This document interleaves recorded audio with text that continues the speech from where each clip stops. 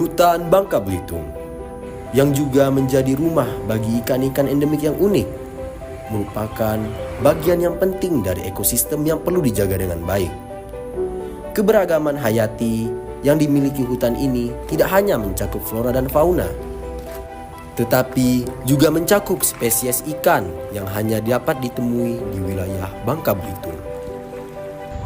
Namun sayangnya, hutan Bangka Belitung tidak luput dari masalah yang dihadapi oleh banyak hutan di Indonesia, yaitu keberadaan para peneliti asing yang melakukan kegiatan ilegal di dalamnya. Para peneliti asing ini tidak memiliki izin resmi atau mereka melanggar regulasi yang berlaku. Padahal, mengenai penelitian dan pemanfaatan telah diatur di dalam UNCLOS, tepatnya pada pasal 226, yang dimana mengatur tentang penelitian ilmiah di laut, termasuk di perairan pedalaman. Negara diharuskan untuk memberikan izin dengan memastikan penelitian itu dilakukan dengan cara yang tidak membahayakan lingkungan laut dan ikan endemik. Pemanfaatan ikan endemik juga harus dilakukan secara bertanggung jawab dan berkelanjutan dengan mempertimbangkan kelestarian populasinya.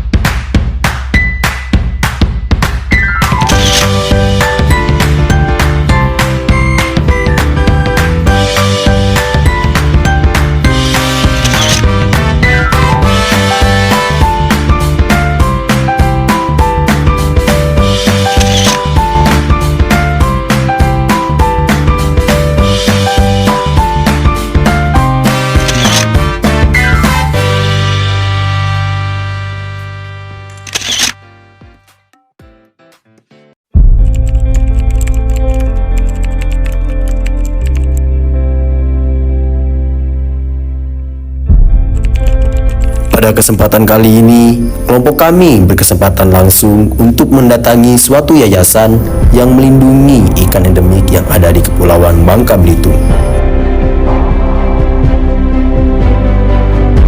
Yayasan bergerak dalam edukasi, konservasi, dan pengembangan ikan-ikan endemik dan native Kepulauan Bangka Belitung, dan ini adalah satu-satunya yang ada di Pulau Bangka dan pioner pertamanya di Indonesia.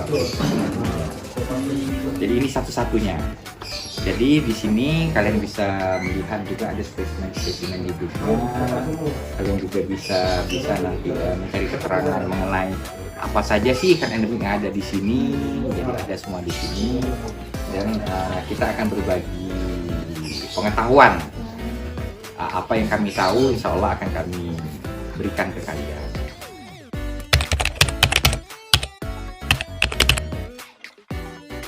Awal dari kegiatan kecil-kecil, hobi, alhamdulillah di tahun 2019 Allah mengirimkan satu persatu anak-anak muda Pulau Bangka yang bisa menyamakan visi misinya dengan saya, salah satunya Kak Yor.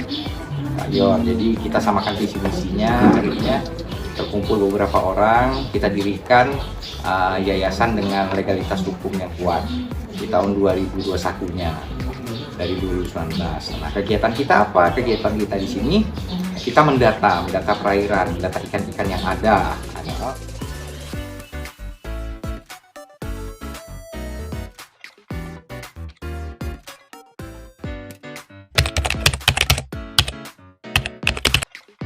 Atau 3 diantaranya jenis beta alam.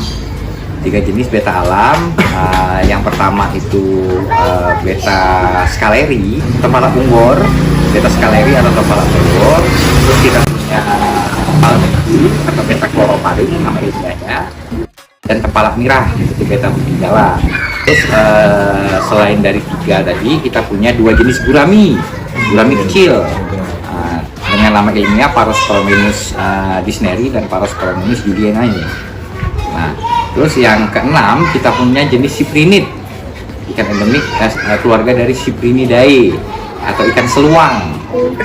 Ikan seluang itu kalau nama lokalnya itu ikan bebiu. Ikan bebiu dengan nama ilmiah itu Sundadanio gargula. Terus yang ketujuh kita punya jenis lele alam. ikan keli. Kalau itu bahasa Bangkanya ikan keli. Nah, itu nama ilmiahnya Enceloclaria staphenopterus. Kalau nama lokalnya biasanya orang-orang kampung nyebutnya keli sulung, keli kitok, keli akar. Ini kan ini ya.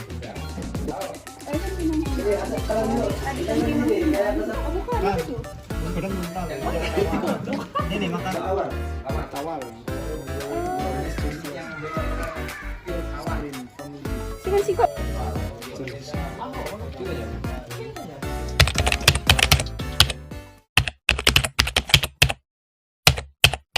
Terus ada lagi peneliti asing yang datang ke daerah kita.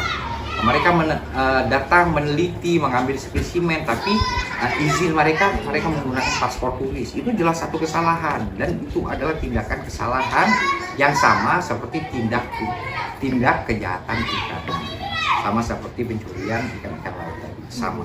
Pada tahun 2023 kemarin itu sempat menggagalkan kegiatan itu. Jadi waktu itu ada datang, kita mendapatkan kabar ada peneliti Jepang dan Cina. Itu yang Jepang itu namanya Hirotoshi Kishi.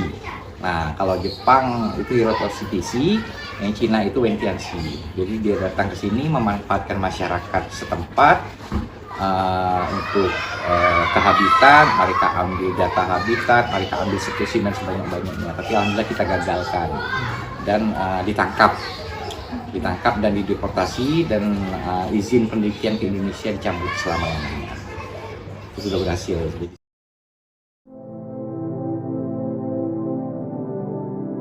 Penelitian terhadap ikan endemik merupakan bagian yang penting dari upaya konservasi dan pemahaman terhadap keanekaragaman hayati di berbagai wilayah. Namun, penelitian ilegal terhadap ikan endemik dapat memiliki dampak yang merugikan terhadap populasi dan ekosistem yang alaminya. Oleh karena itu, berbagai regulasi dan peraturan telah ditetapkan baik di tingkat nasional maupun internasional untuk melindungi ikan endemik dari penelitian ilegal. Di Indonesia, penelitian ikan endemik telah diatur oleh Undang-Undang Nomor 5 Tahun 1990 tentang konservasi sumber daya alam hayati dan ekosistemnya. Undang-undang ini menetapkan prinsip-prinsip konservasi sumber daya alam hayati, termasuk juga pelindungan terhadap spesies ikan endemik yang memiliki nilai ekologis dan keberlanjutan yang tinggi. Selain itu, penelitian ilegal terhadap ikan endemik juga melanggar berbagai peraturan terkait konservasi sumber daya alam dan lingkungan hidup yang ada di Indonesia. Peraturan Pemerintah Republik Indonesia Nomor 7 Tahun 1999 tentang pengawetan jenis tumbuhan dan satwa serta peraturan-peraturan daerah yang mengatur tentang konservasi sumber daya alam juga dapat menjadi dasar hukum dalam menindak penelitian ilegal terhadap ikan endemik.